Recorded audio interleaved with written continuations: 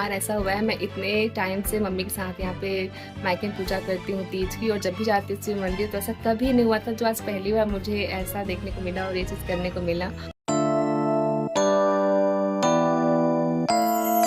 My YouTube family, welcome back to my channel Chanda Prince official. So शाम का time हो गया है और मैं हो गई हूँ तीज के लिए रेडी, और यहाँ मैंने थाल भी रेडी कर लिया है जो मुझे ले जाना है मंदिर, जिसमें मैंने बेलपत्र, फूल, नारियल, यहाँ पे सारा श्रृंगार का सामान, यहाँ पे बहुत सारे फल, अगरबत्ती, धूप बत्ती, मिठाई, सारी चीज़ें हमने ले ली है। और अब चलो चलते हैं मंदिर के लिए।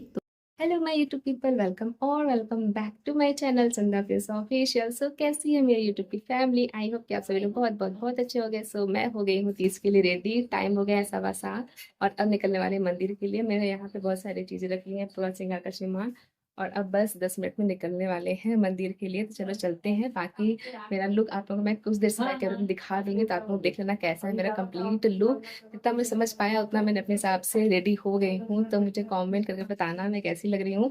बाकी मंदिर में पहुंचने के बाद फिर आप लोगों को वहाँ का टूर कराते हैं, कैसे पूजा पाठ होता है, वो सारी चीज़ें आप लोगों को मेरे ब्लॉग के थ्रू देखने को मिलेगा। तो चैनल पहली बार आए तो चैनल सब्सक्राइब करना मत भूलिएगा, बेल आइकन को प्रेस कर दीजिएगा और ढेर सारा मेरे ब्लॉग को प्यार दीजिएगा। तो चलो चलते हैं। अभी भी सुबह से कोई भी पानी एकदम निर्जला बरस चल रहा है, लेकिन फिर भी कोई भी मतलब जैसा प्यास भूख नहीं लगी है। तबीयत बिल्कुल ठीक है, अच्छा लग रहा है और काफ़ी खुशी हो रही है। ऐसे मतलब श्रृंगार करना, ऐसा 16 श्रृंगार सिर्फ हम तीज के दिन ही करते हैं, बाकी दिन तो नहीं हो पाता इतना, लेकिन एक तीज ही ऐसा त्योहार जिसमें पूरा 16 श्रृंगार करके पूरा सज धज के जाते हैं, तो इतना ही अच्छा लगता है। तो चलो चलते हैं फटाफट से और पूजा पाठ करते हैं, ठीक है। बाकी आप मेरे लोग को कमेंट करके बताना मैं कैसी लग रही हूँ, और बाकी चलो चलते हैं। मैं जाएंगे और मौसी जाएंगी, मम्मी नहीं जाएगी। मम्मी सुबह को देखेगी घर पे, क्योंकि मम्मी ऑलरेडी पूजा कर चुकी हैं दोपहर में और वो ठान कर चुकी हैं, तो मम्मी पानी नहीं पी चुकी हैं, तो मम्मी नहीं जाएंगी, वो देखेंगी सुबह को। बाकी मैं और मौसी जी जाएंगे, मौसी जी आ गई हैं, तो मैं और मौसी जी जाने वाले हैं, जो भाई लेके हम लोग को जाएगा मंदिर। तो चलो चलते हैं, कि बहुत ज़्यादा गर्मी लग रही है, पूरा पसीना पसीना हो रहा है। तो चलो चलते हैं, आप लोग ब्लॉग में बने रहना।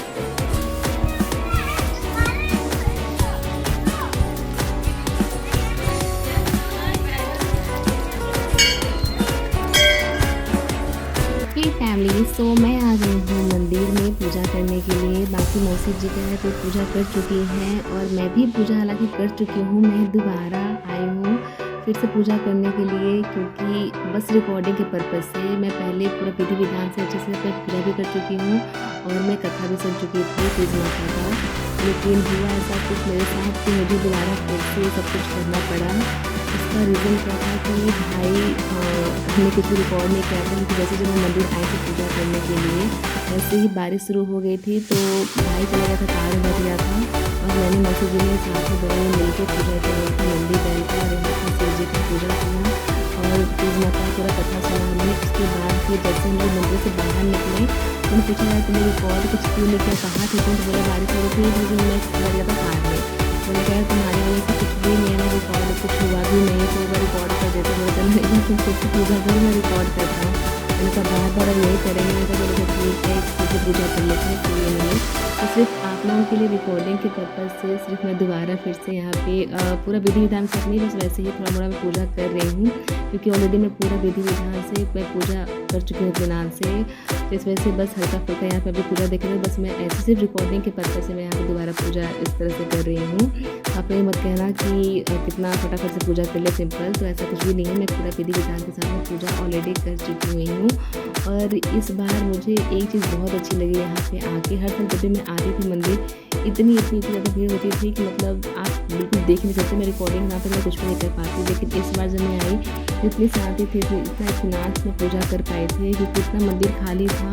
तो बहुत मेरा इत्मीनान से पूजा हो गया, अच्छे से मैंने कथा सुना, अच्छे से सारा पूजा पाठ आराम से कर लिया। लेकिन जैसे धक्का मुक्की इतना ज़्यादा रहता था ना, पूजा करना बहुत मुश्किल हो जाता था। लेकिन इस बार एकदम इत्मीनान से आराम से मैंने और मौसी जी ने पूजा कर लिया था।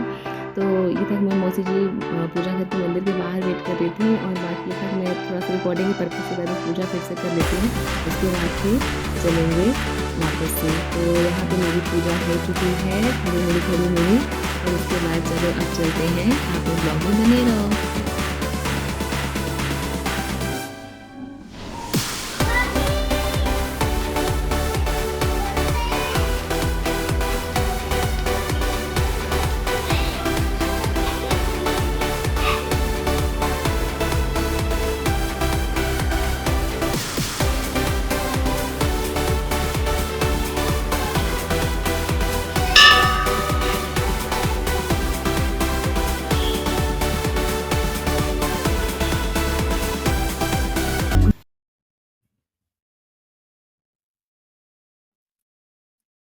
हे फैमिली, सो फाइनली मैं आ गई रूम पे पूजा पाठ करके। काफ़ी अच्छी पूजा की, सच कहूँ तो पहली बार ऐसा हुआ है। मैं इतने टाइम से मम्मी के साथ यहाँ पे मायके में पूजा करती हूँ तीज की, और जब भी जाती हूँ मंदिर तो ऐसा कभी नहीं हुआ था जो आज पहली बार मुझे ऐसा देखने को मिला और ये चीज़ करने को मिला।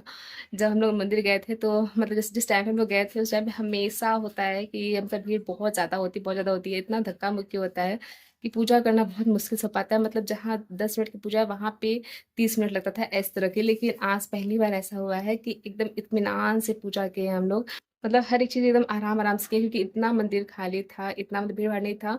बारिश का मौसम तो हल्का हल्का था, मतलब बारिश स्टार्ट हो गई थी, बट मंदिर उससे पहले, बारिश स्टार्ट होने से पहले इतना मंदिर खाली था और इतना सुकून मिला था पूजा पाठ करने में। क्योंकि आज पहली बार हुआ था, एकदम पूरा विधि विधान के साथ पूजा एकदम अच्छे से कर ले रहे थे, चाहे शिव जी के यहाँ पे हो या जितने सारे देवी देवता वहाँ पे हैं, उन सब की पूजा बहुत इत्मीनान से की हमने। उसके बाद फिर कथा वथा सुना हमने आराम से, मैंने और मौसी जी ने।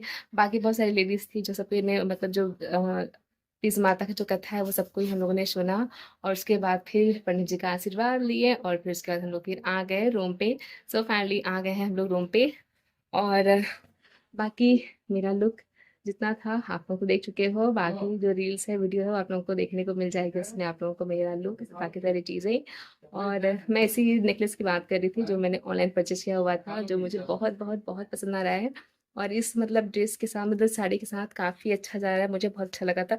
मैं चाहती थी कि ऐसा एक टेम्पल ज्वेलरी मेरे पास हो जो मैं मतलब किसी पूजा पाठ में पहनने को काफ़ी अच्छा लगता है, क्योंकि मेरे पास ऐसा एक भी पीस नहीं था। मैं सोचा एक बार ऑर्डर करते हैं और इस तरह से टेम्पल ज्वेलरी पहनते हैं, तो इसका काफ़ी देखिए कितना अच्छा इसका लुक आया हुआ है, इतना प्यारा है ये। एक बात तो चाहिए इयरिंग्स की बात करूँ, बाकी यहाँ पे जो सहारा है यहाँ पे ये मैंने अलग से, ये जो सहारा है इसमें ये मैंने अलग से दूसरी इयरिंग्स का मैंने लगाया हुआ है। बाकी ये ज्वेलरी हो या ये वाला, ये बहुत सुंदर है, बहुत अच्छा लग रहा है। ऊपर से ये जो बैंगल्स ये वाला जो पूरा मैंने मिक्स मैच करके ये मैंने अपना बनाया हुआ था ये पूरा कड़ा।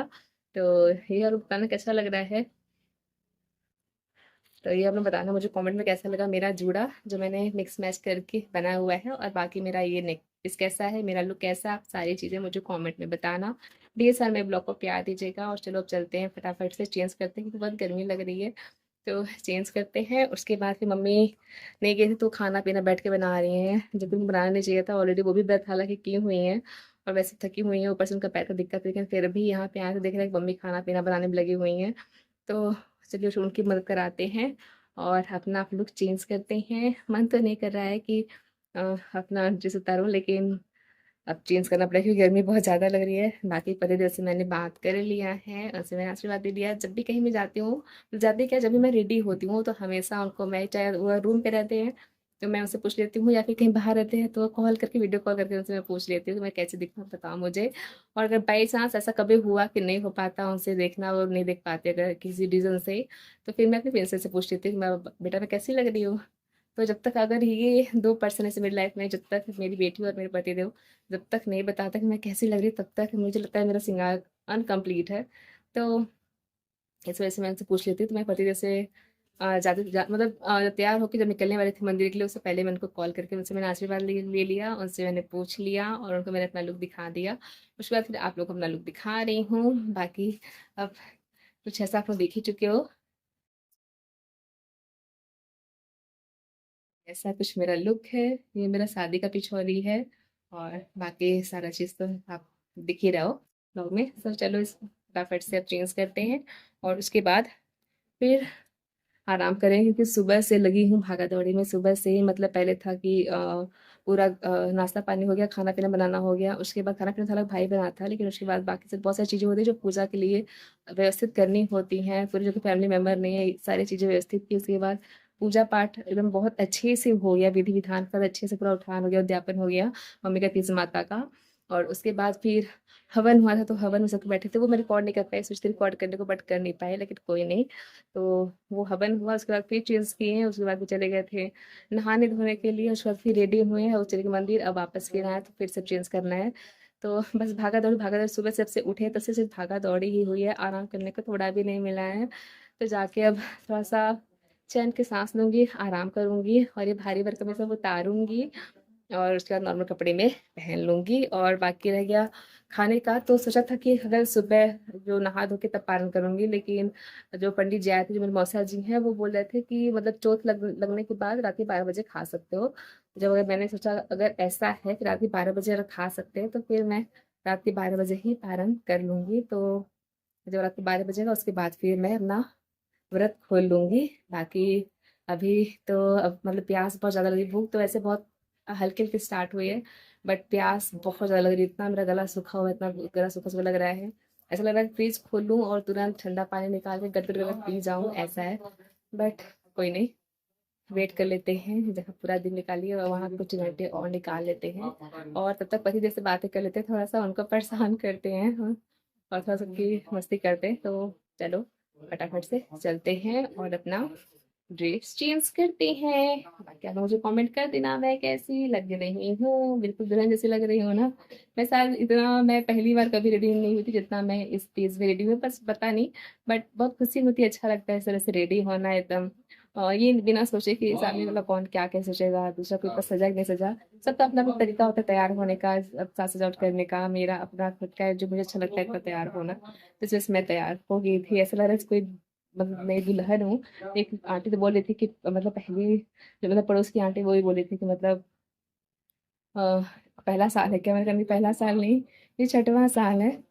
तो उनको शायद मेरे लुक से देख के लगा होगा कि शायद इतना पहनावा है तो शायद पहला तीज होगा, लेकिन नहीं, मेरा छठा तीज है ये, जो बहुत अच्छे से बीत गया। तो एक बार फिर से आप सभी को तीज की, सभी सुहागन औरतों को तीज की ढेरों सारी शुभकामनाएं। आपका सुहाग अमर रहे, स्वस्थ रहे, मस्त रहे और मुझे आशीर्वाद दीजिए कि मेरा सुहाग हमेशा बना रहे। जब तक मेरे सांस में सांस है, जब तक मेरे शरीर में प्राण है, जान है, तब तक मेरे सुहाग हमेशा बना रहे। और जब मैं इस संसार से विदा भी हो जाऊँ ना, तो हमेशा सुहागन ही जाओ। हमेशा मैंने यही प्रभु जी से मांगा है, हमेशा यही मैंने भोले नाथ जी से आशीर्वाद बात मांगा है।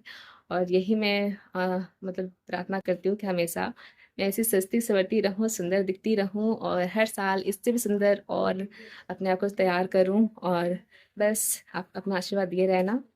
और चलो अब चलते हैं और चेंज करते हैं।